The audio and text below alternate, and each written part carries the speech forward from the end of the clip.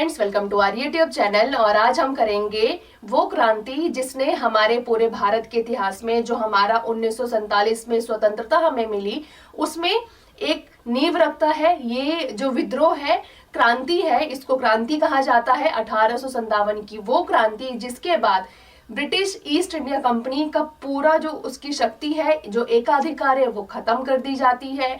यहाँ से British rule start हो जाता है, यानी कि जो ब्रिटिश क्राउन है उसका डायरेक्ट यहाँ पे रूल स्टार्ट हो जाता है। क्या क्या चीजें इसमें हुई हैं, ये क्रांति क्यों हुई थी और पहली ऐसी बड़ी क्रांति क्यों कही जाती है, स्वतंत्रता की नींव रखने वाली जो क्रांति है, इसी क्रांति को कहा जाता है। तो चलिए हम अपनी वीडियो स्टार्ट करते हैं बहुत बेहतरीन और अच्छे तरीके से।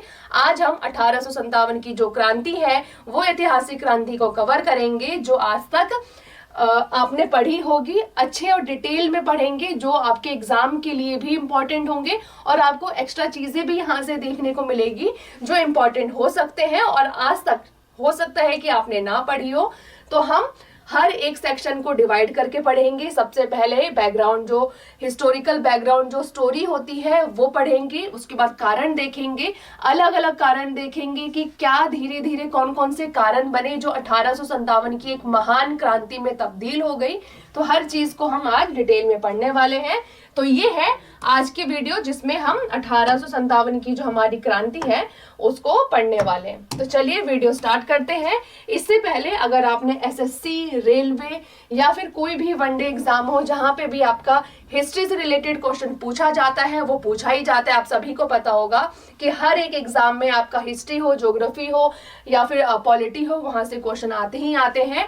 और 1857 की वो क्रांति, यहाँ से भी क्वेश्चन बहुत बार देखने को मिले हैं। तो इसीलिए मैंने ये जो क्रांति है उसको डिटेल में अच्छे तरीके से प्रिपेयर किया है। अच्छे तरीके से यहाँ पे पीडीएफ के थ्रू मैं आपको पढ़ाऊंगी, जिसमें आपको हर एक डिटेल मिलने वाली है।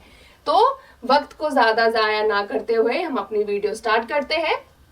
देखो, ये 1857 की जो क्रांति है वो अचानक से नहीं होती है। उससे पहले 100 सालों तक जो हमारे भारतीय हैं, वो जितने भी अत्याचार थे, चाहे वो अंग्रेजों के द्वारा हो रहे हो या फिर फ्रांसीसियों के, या जितने भी विदेशी जो व्यापार करने यहाँ आए थे, उन सभी के द्वारा ये अपना जो अत्याचार है अपने ऊपर होते हुए देख रहे थे। धीरे धीरे उनके अंदर एक बार जब बहुत सारी घटनाएं हो जाती है उन सभी के साथ, तो जब कोई भी इंसान अत्याचार सहता है तो एक टाइम एक ऐसा आता है जब उसका भी जो सहनशीलता है, सहन शक्ति है, वो जवाब दे जाती है। तो यहीं पे भारतीयों के साथ भी यही हुआ था। वो धीरे धीरे सहते गए। एक टाइम पे उनकी जो सहन शक्ति थी, उन्होंने जवाब दे दिया और उन्होंने क्रांति की। किसके खिलाफ? तो अंग्रेजों के खिलाफ। अपने भारत की स्वतंत्रता के लिए उन्होंने ये क्रांति की। तो इसमें क्या था, देखो कि भारत में ईस्ट इंडिया कंपनी के जो शासन है उसका विद्रोह हुआ, यानी कि वो जो शासन कर रहे थे, जिस तरीके से वो शासन कर रहे थे, उसका यहाँ पे विद्रोह हुआ। दूसरा, इसे सिपाही विद्रोह कहा जाता है, महान विद्रोह कहा जाता है, इसके अलग अलग नाम है। 1857 की ये क्रांति है, इसको सिपाही विद्रोह कहा जाता है, महान क्रांति के रूप में भी इसको कहा जाता है। पे बहुत सारे जो हमारे नेता थे, इन्होंने बढ़ चढ़ के हिस्सा लिया, नेतृत्व किया है। तो इसमें स्वतंत्रता का जो पहला युद्ध है, अगर क्वेश्चन आए कि महान क्रांति किसको कहते हैं भारत के इतिहास में, स्वतंत्रता किस क्रांति ने स्वतंत्रता की नींव रखी, तो किस क्रांति ने स्वतंत्रता की नींव रखी, तो 1857 की जो क्रांति है उसी ने रखी। सिपाही विद्रोह किसको कहा जाता है, तो 1857 की जो क्रांति है इसी को ही सिपाही विद्रोह कहा जाता है।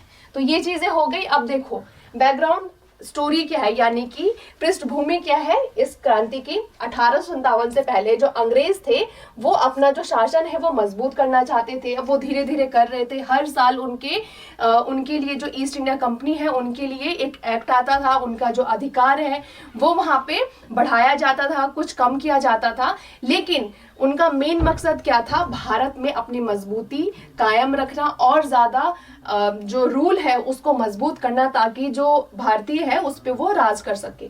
तो ये यहाँ पे मजबूत कर रहे थे अपने आप को। भारतीय शासकों की जो शक्ति है वो कम होती जा रही थी। अब कोई भी अपनी शक्ति अगर बढ़ा रहा है तो तो जो सामने वाले जिस पे वो अपना जो शासन है वो कर रहा है, उसकी शक्ति ऑब्वियसली कम होगी, वो गुलाम बनता जाएगा। तो यहाँ पे भारतीयों के साथ यही हुआ। इसके अलावा ये जो कंपनी शासन के विरुद्ध जो पहला संगठित विद्रोह, यानी कि उससे पहले भी विद्रोह हुए थे लेकिन अलग अलग तरीके से अलग अलग जगह पे कुछ लोगों ने कर दिया विद्रोह, तो उसको दबाना बहुत ज्यादा इजी था अंग्रेजों के लिए। लेकिन यहाँ पे संगठित यानी कि हर लोगों ने मिलकर यहाँ पे एक संगठन बनाया, ग्रुप बनाया और उसके बाद विद्रोह किया। तो इसके लिए ये जो पहला संगठित विद्रोह है 1857 की जो क्रांति है, इसी को कही जाती है। इसके बाद एक था सिपाहियों से शुरू होकर ये जो जनता है और रियासतें हैं उन तक फैल गई। यानी कि सबसे पहले ये जो विद्रोह की आग थी ये किन में थी, तो सिपाहियों के अंदर थी। उन्होंने विद्रोह करना स्टार्ट किया। उनको देखते देखते जो आम जनता है, जो जितने भी वहां के राजा थे, उन सभी ने यहाँ पे हिस्सा लेना स्टार्ट किया। तो यहाँ पे सबसे पहले शुरुआत कहाँ से होती है, तो सिपाहियों से होकर फिर ये आम जनता में जाती है और फिर जो रियासतें हैं वहां तक फैल जाती है।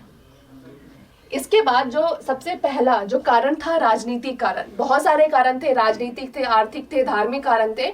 तो यहाँ पे जो राजनीतिक कारण है वो है अंग्रेजों की विस्तारवादी नीति, यानी कि अंग्रेज चाहते थे कि जो उनका साम्राज्य है उसको विस्तार कर सके, फैला सके, पूरे इंडिया पे अपनी जो पकड़ है उसको और अच्छी और मजबूत कर सके।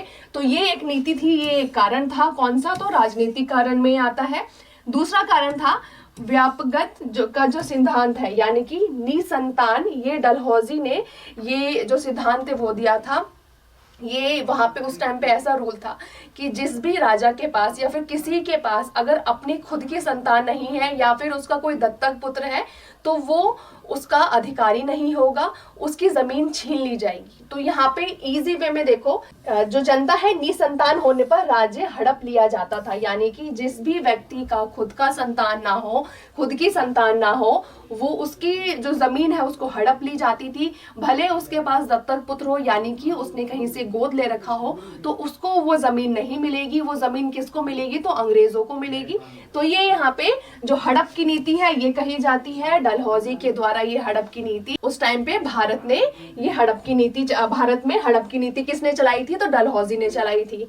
इसके बाद जो 17 है, सबसे पहले हड़प की नीति में क्वेश्चन आता है कि लॉर्ड डलहौजी ने हड़प की नीति तो चलाई, लेकिन सबसे पहले कौन सा जो क्षेत्र है उसको हड़प नीति में सबसे पहले हड़पा गया था, तो 1848 में, फिर नागपुर, फिर झांसी, फिर संबलपुर, उदयपुर। और इसी में जो झांसी, जहाँ पे रानी लक्ष्मीबाई जहाँ से हैं, उनके भी बेटे को ये मान्यता नहीं दी गई और उनकी जो जमीन है उस पे भी अधिकार किसका था, तो अंग्रेजों ने उस पे अधिकार करना चाहा कि आपकी खुद की संतान नहीं है, आपने भी गोद ले रखा है, तो इसके लिए जो आपकी जमीन है वो हमारी होगी।